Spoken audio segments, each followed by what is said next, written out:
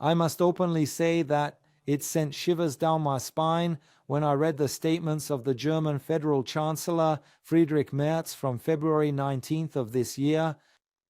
According to the Chancellor, Europe must ensure that Russia will no longer be able to wage war, neither militarily nor economically. And he continued that this war will only end when one of the two sides is exhausted. He obviously only means the Russian Federation. The German Chancellor's statements clearly demonstrate that military support for Ukraine will continue at all costs, despite the evident Ukrainian military setbacks. This is without any regard for the fact that this conflict has no military solution and completely ignores the unnecessary killing of soldiers on both sides. The United States is washing its hands of financing Ukraine. They are pragmatic, sending weapons to Ukraine, but they make them pay for them. Europe is now shouldering the entire burden of the war in Ukraine, which, given the current economic crisis, is nothing short of ideological madness. We don't have the resources to lower electricity prices, yet at the same time we are approving another military loan to Ukraine amounting to 90 billion euros, for which Ukraine will not pay a single cent. I consider it absolutely correct that I did not involve Slovakia in this loan.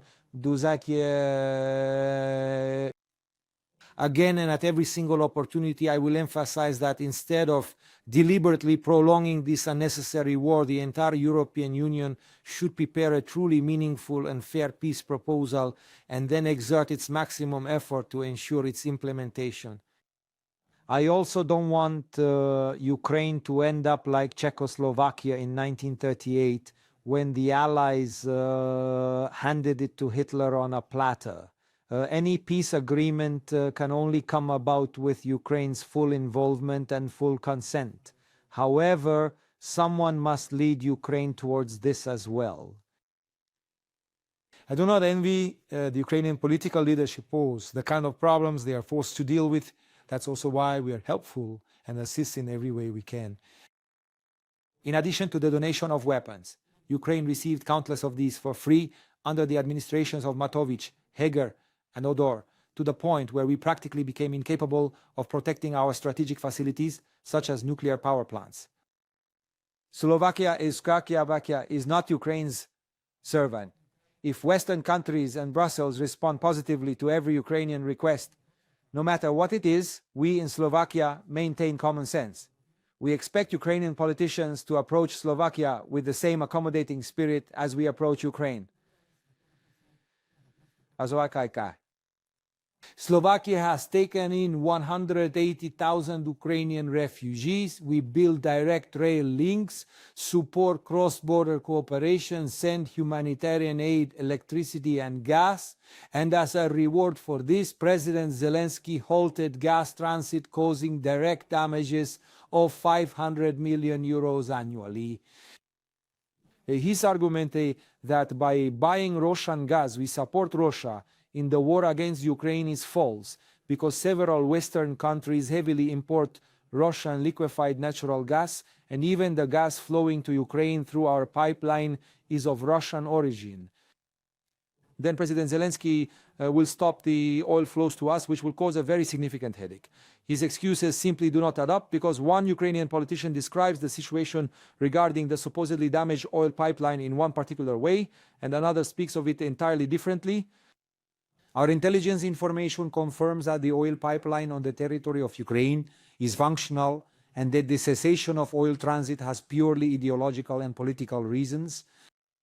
Tomorrow I will visit the state joint stock company SEPS and demand that it halt emergency electricity supplies to Ukraine. If the president tells us we should purchase gas and oil from sources other than Russia, even if it's more difficult and costly and we're losing a significant amount of money, then we have every right to respond. My dear friends, Slovakia is not some mere banana republic that would instantly carry out every single thing that Brussels, Kiev, or Washington or Moscow might ever wish for. And who wants to turn Slovakia into a compliant servant, utterly devoid of self-respect and national pride? By September of 2027, during the elections, they can turn to progressive Slovakia and those who are like them. A new energy standoff is unfolding in Europe. Slovakia is threatening to pull the plug on Ukraine. Prime Minister Robert Fico says if oil transit is not restored, electricity supplies to Kyiv will be suspended from February 23rd, and the fallout could ripple across the region. Fico says Slovakia will halt electricity exports unless oil flows through the Druzhba pipeline resume. He warned that if supplies are not restored by Monday, he will ask Slovakia's grid operator to stop transmitting power to Ukraine. Calling Slovakia a proud and sovereign country, Fico signaled that Bratislava will not accept what he describes as one-sided relations. The dispute centers on oil transit through Ukraine. According to industry sources, Ukretransnafta halted crude deliveries to Slovakia and Hungary earlier this month, even after technical issues at the Brody pumping station were reportedly resolved. Hungary's foreign minister Peter Szijjártó accused Ukrainian President Volodymyr Zelensky of blocking supplies to create political pressure ahead of elections. And then there is one more thing here that for now, Tapo, I'm observing cautiously because a significant portion of the electricity supply from Hungary, a significant amount of electric power is also going towards Ukraine.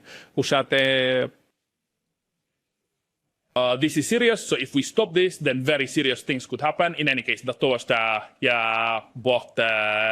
Slovaks put this on the table yesterday. We are negotiating with the Slovaks, and if necessary, we will take the third countermeasure.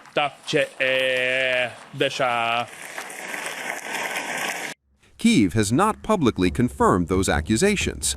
Fico says the suspension of gas supplies alone has caused Slovakia losses of around 500 million euros. The oil transit halt, he claims, has created even greater logistical and financial strain. He also criticized what he called Zelensky's hostile attitude toward Slovakia. And in a further sign of tension, Hungary has blocked a proposed 90 billion euro European Union package for Ukraine. The European Commission has acknowledged disruptions in regional fuel flows. Earlier, Slovakia's Fico accused Zelensky of political blackmail, as he added that Ukraine risks losing Europe's support due to its current behavior. Fico warned, adding that Slovakia might cease supplying Ukraine with electricity. Mr. President Zelensky is playing with our support regarding Ukraine's European perspective. If our suspicion that this is political blackmail is confirmed, he will gradually lose our support. Also today, a SEP's representative, whom I invited concerning electricity supplies to Ukraine, was present at the government meeting.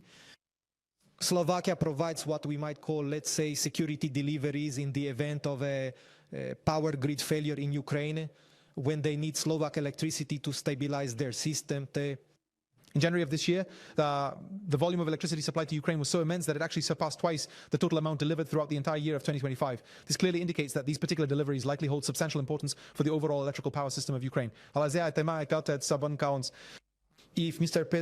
President Zelensky feels that this has no value, that he does not require it, then we can decide to withdraw from this cooperation regarding the supplies of electrical energy. Energy has once again become a geopolitical weapon. Electricity, oil, diesel, all now entangled in wartime politics and European divisions. If Slovakia cuts power exports, Ukraine's already fragile energy grid could face fresh strain, as Russian forces continue to pound the grid during the freezing winters.